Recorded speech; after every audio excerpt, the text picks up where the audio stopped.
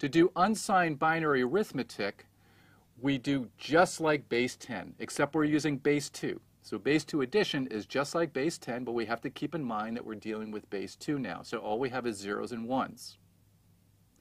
And the way we do this is just like we learned for base 10, we add from right to left, and we propagate a carry, again from right to left, from one position to the next one. Here are 3 examples where we have 2 binary numbers that we're adding together.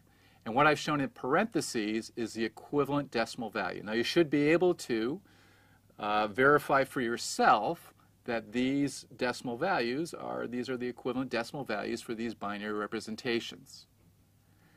Let's start with the first example, which is simple, a little bit simpler, because it doesn't have any carries. All we do is just like we learned for base 10, is we add the values in each position. So we have 0 plus 1, that's 1. 1 plus 0 is 1. 0 plus 0 is 0.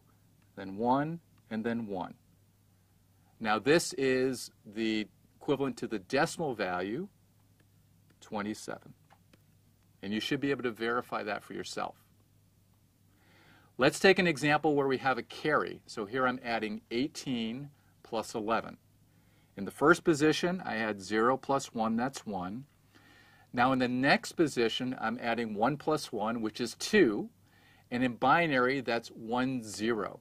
So we put a 0 in this position, and now we have a carry into the next position of 1. Now we add those 3 values, 1, 0, 0, that gives us 1, and then we can just add the next 2. And this is equivalent to decimal 29. In the next example, we're going to have a lot more carrying going on.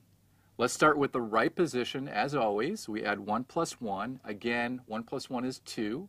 In binary, that's 1, 0. So I put a 0 here, and I carry a 1 into the next position.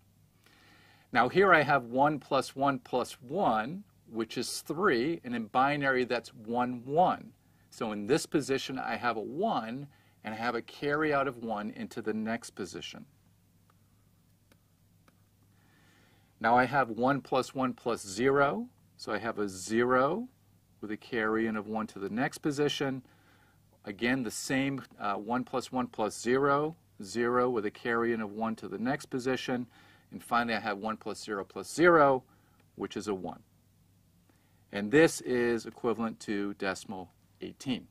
We need to represent both positive and negative numbers. So we need to have signed integers.